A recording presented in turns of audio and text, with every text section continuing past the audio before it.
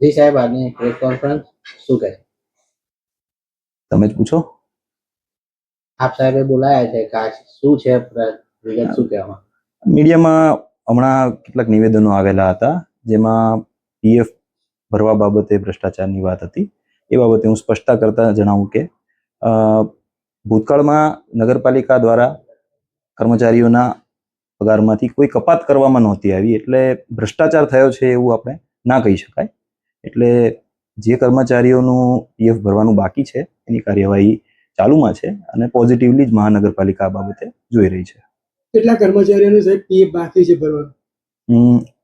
Exact આંકડો તો મારી પાસે અત્યારે હાલમાં નથી. એ એક્સરસાઇઝ આખી ચાલુમાં છે. કેટલા સમયગાળાથી પીએફ બાકી હતું ભરવાનું? અંદાજે 2011 થી લગભગ બાકી છે અને હાલમાં એક સરકારની યોજના પણ આવેલી છે 2017 થી 2025 સુધીની.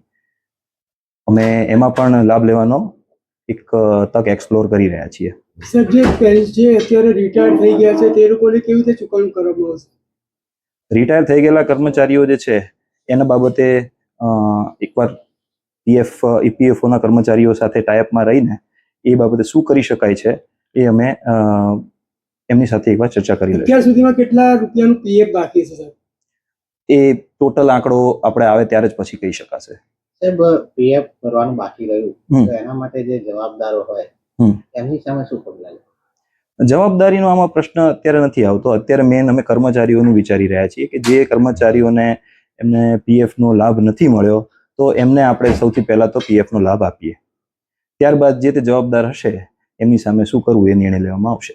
જનરલી સામાન્ય રીતે કોઈ કોન્ટ્રાક્ટર હોય એને જો પીએફ ના ભર્યું હોય તો એની પર શું પગલાં લેવાતા હોય? સામાન્ય રીતે કોન્ટ્રાક્ટર છે એ જો પીએફ ના ભરે તો પહેલા તો એમનું પેમેન્ટ અટકાવવામાં આવે છે. એમ છતાં જો એ પીએફ ના ભરે તો પછી એને બ્લેક લિસ્ટિંગ કરવાની કાર્યવાહી કરવામાં આવે. સર, કયા કારણથી આ પીએફ રહી ગયું છે ભરવાનું?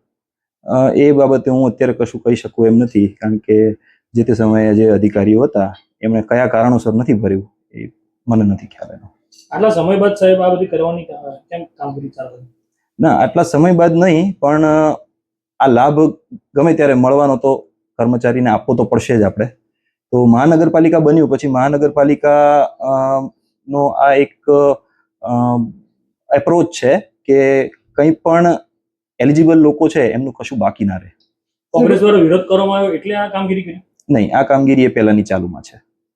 કેટલા સમયમાં ચૂકવણું થશે?